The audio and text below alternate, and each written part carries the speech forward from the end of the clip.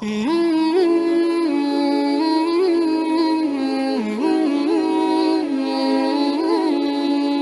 warahmatullahi wabarakatuh everyone, welcome back to another episode of the Islamic Defense Podcast. So a few days ago I saw something quite disturbing. American congresswoman Tulsi Gabbard posted a video regarding Bangladesh. Now what was shocking to me was that she was promoting the exact same Hindu extremist BJP nonsense that most Hindutva people uses. What the hell? She lied about the history and the liberation war in Bangladesh. She also made a few erroneous and fallacious arguments regarding Bangladesh. Very bad behavior. She also lied about Islam and Islamists in Bangladesh as a whole. So let's take a look at what she said and then I'll make my response. As a member of Congress, I introduced a resolution that called for the protection of Hindus and religious minorities in Bangladesh, people who continue to be targeted and persecuted to this day.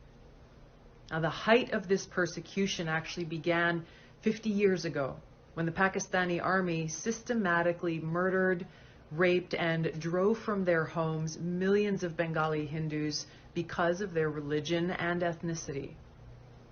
On March 25th, 1971, was the beginning of a systematic targeting of Hindus in Bangladesh by the Pakistani military. It began in Hindu neighborhoods and villages, first at Jagannath Hall, which was a Hindu dormitory in Dhaka University, where 5,000 to 10,000 people were killed on that first night alone. This is a lie. In 1971, March 25th, the Pakistani military didn't just kill Hindus, they also killed Muslims. Their main target was Bengali intellectuals and students. It didn't matter to them whether they were Muslims or Hindus.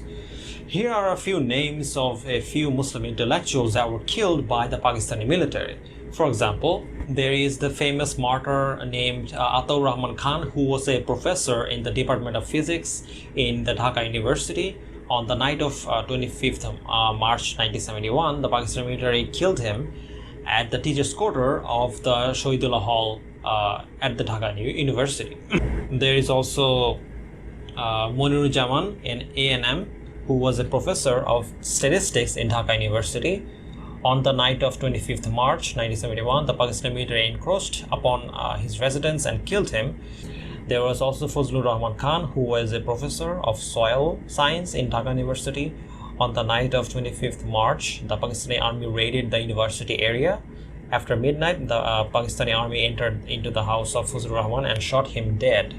Then there is MD Abdul Muqtadir, who was also a lecturer of geology in Dhaka University. He was also killed by Pakistani military in the night of 25th March. Also, there are hundreds of other Muslim intellectuals and people who were also killed at that night. So the argument that it was only Hindus that were killed is absolutely false. Also, what I've noticed that Hindu Bhakts and BJP likes to rub this in the face of Pakistan. To that, I want to say this. Pakistan back then was a military dictatorship. So comparing the actions of Pakistan back then versus the actions of Pakistan now and criticizing Pakistan now makes absolutely no sense. This is completely fallacious. And frankly, it's downright stupid. But regardless, let's continue. This genocidal campaign continued for 10 months, resulting in 2 to 3 million people killed, hundreds of thousands of women and girls raped, and more than 10 million forced to flee their homes. U.S. Senator Ted Kennedy went to visit the Bangladeshi refugees at that time and said, quote, "Nothing is more clear or more easily documented than the systematic campaign of terror and its genocidal consequences launched by the Pakistan army on the night of March 25th. Hardest hit have been members of the Hindu community who have been robbed of their lands and shops, systematically slaughtered, and in some places painted with yellow patches marked H." End of quote. Again, she is cherry-picking historical incident to paint a pro-Hindu BJP narrative. In 1971, both Muslims and Hindus were targeted. For example, Radolf Rummel in his book Death by Government writes, the journalist Dan Cogan quoted one Punjabi captain as telling him, We can kill anyone for anything. We are accountable to no one. You can read about this in Death by Government by R.J. Rummel. So as you can see, the mass killing had nothing to do with religion. They killed everybody. As long as you were a Bengali, you were fair game. She is basically committing the oversimplified cause fallacy. So in case you don't know, this is a fallacy where when a complex array of causal factors is reduced to a single case, it is a form of simplistic thinking that implies something is either a cause or it is not. It overlooks the important fact that essentially when referring to human behavior, causes are very complex and multidimensional. So in other words, she is oversimplifying the situation in Bangladesh in order to promote a very pro-Hindu narrative. Now, I wouldn't be surprised if this came from a BJP fact. However, for a US congresswoman, this is quite shocking to hear. However, let me turn the tables. Tulsi Gabbard is a BJP RSS spokesperson with a deep tie with the RSS. In case you don't know, RSS is the Hindu extremist group that advocates for a Hindu India. Also, Akhanda Bharat, meaning no Pakistan and no Bangladesh. Peter Frederick actually wrote an article completely exposing her ties to the Hindutva government. He basically went to a rally that was arranged by Tulsi Gabbard, and this is what happened afterwards. Outside the venue, around 24 people had gathered to protest. They were neither enraged protesters opposing her domestic policies nor activists angered by her stance on America's war. There were people such as Baljit Kumar, a young Dalit refugee residing in nearby Riverside. She supports the people I ran from in India, Kumar told me, claiming that Gabbard's congressional campaign financing is heavily augmented by American affiliates of Rashtriya Samyak Sangh, or RSS for short, the parent organization of India's ruling Bharatiya Janata Party. In another place, he said, Gabbard's rise in US politics came out of nowhere and is inexplicable until one considers how Sangh donations gave her a leg up when she was virtually a nobody or unknown. The first Indian American donors to her first congressional campaign, who were also among the first non-Hawaiian to support her, are top executives of the RSS affiliates in the United States. Donor names provided in filings to the Federal Election Commissions, which I collected with lists from Sangh websites and promotional materials as well as media reports, reveal that hundreds of leaders and members of such groups gave hundreds of thousands of dollars to Gabbard in the formative years of her congressional career. Kaylin Keith Agarian, a Democratic activist in Hawaii, has also compiled a database of Gabbard's donors. Her extensive documentation of their contributions and affiliations closely corroborate my independent findings. In another place, the article says, among Gabbard's many donors are various members of the US chapters of groups such as Hindu Samajvik Sangh, the overseas friend of the BJP, and the Vishwa Hindu Parishad of America. As a matter of fact, she is so close to the RSS and BJP leaders that they even showed up at her wedding. So in other place in the article says, one day in the spring of 2015, Tulsi Gabbard was the center of attention. Some 300 guests gathered outside the Kalus fish pond on the Hawaii island of Oahu to witness her wedding to Abraham Williams. Dressed in royal blue langa choli, she walked down the aisle alongside her father.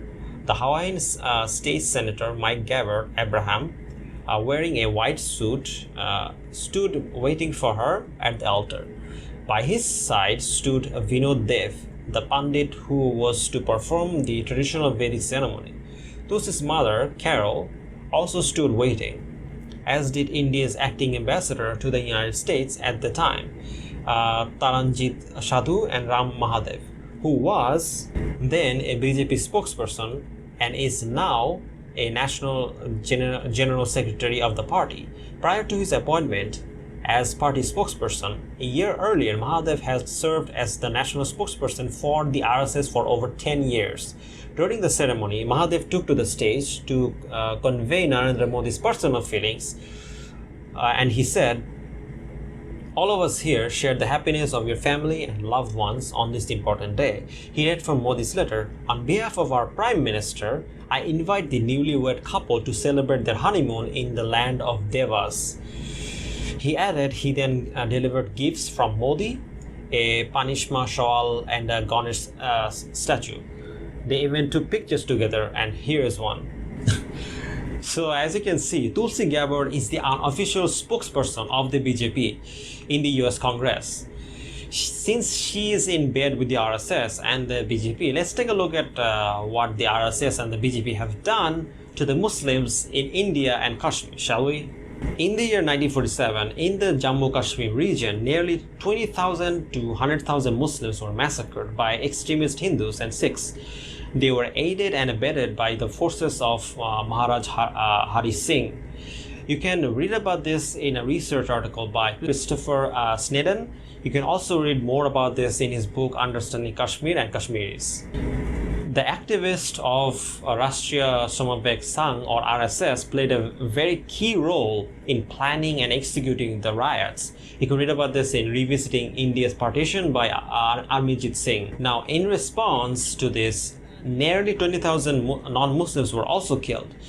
Also, one of the main reasons for this massacre was to reduce the Muslim population in the region.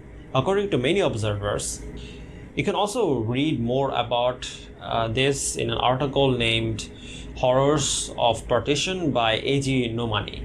Now, this is nothing short of an ethnic cleansing. As a matter of fact, BJP is still trying to reduce the population of Muslims in both India and Kashmir.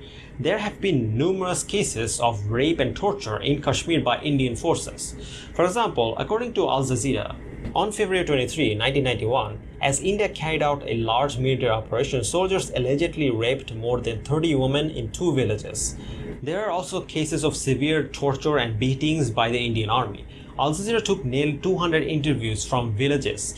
Many of them claimed that they were beaten and tortured. For example, in one case it says, in the village of Parigam, the family of baker Sonullah Sofi was asleep when army troops raided his home. The soldiers took his 2 sons into the street, hitting them with gun butts, iron chains and sticks. Sophie said, "Helpless, I heard my sons scream as soldiers started beating them mercilessly in the middle of the road," Sophie said. Soon, soldiers brought 10 more young men to the village square, seeking names of anti-India protesters, said Mufazzar Ahmed, Sophie's 20-year-old son, recounting the August 7 incident. "They hit our backs and legs for 3 hours. They gave us electric shocks," Ahmed said, lifting his shirt to show his burned and bruised back.